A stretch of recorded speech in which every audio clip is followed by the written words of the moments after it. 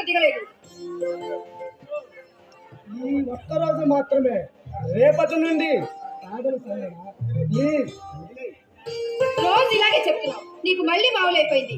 అయినా ఈ మధ్య నీకు మొందే ప్రపంచం అయిపోయింది. అది ఉంటే చాలు, ఏమి గుర్తు రాలేదు. అలా మాట్లాడుకో. నీకంటే నాకు ఈ లోకంలో ఏది ఎక్కువ కాదు.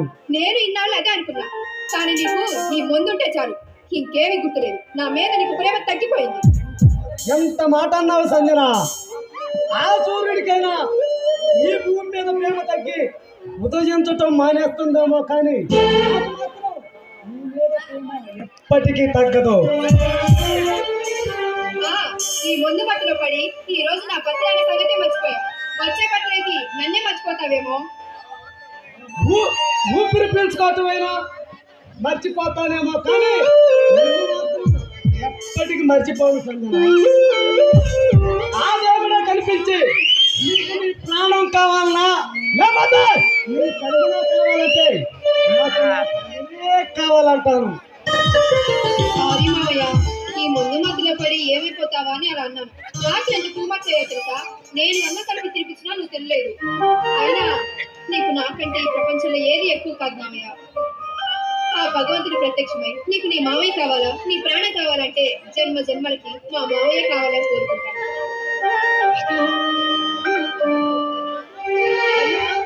అలా చూడు, రాత్రి 12 గంటల నుంచి ఏర్పాట్లు చేస్తూనే ఉన్నాను.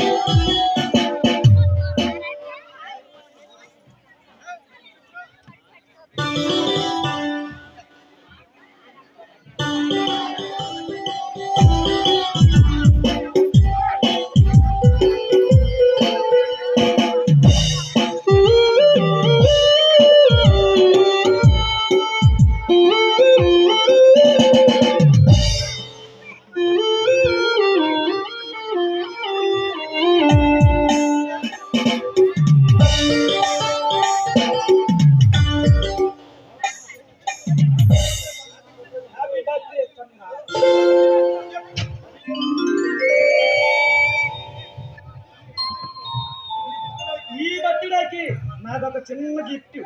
ఎప్పటి నుంచో అడుగుతున్నావు కదా.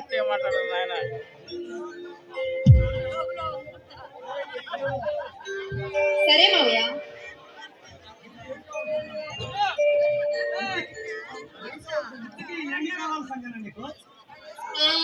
నాకు పట్టీలు ఇప్పించు మావయ్య.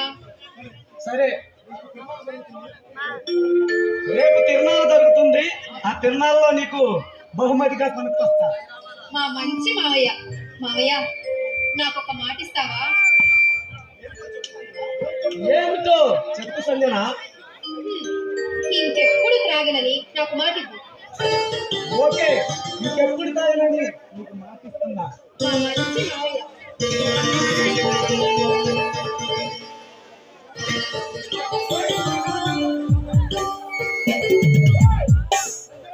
సంజన,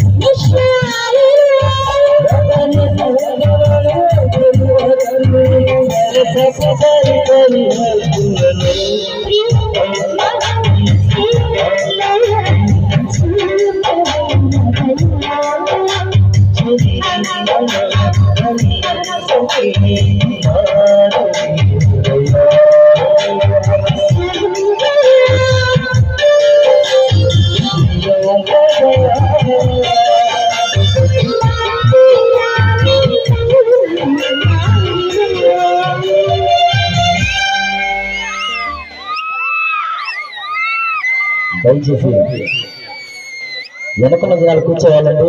అదేవిధంగా ఆర్గనైజర్ గారు వెనక జనాలు కూర్చోబెట్టాలి. దయచేసి కూర్చోండి. బ్రిడ్జి మీద కూడా దిగబెట్టాలండి.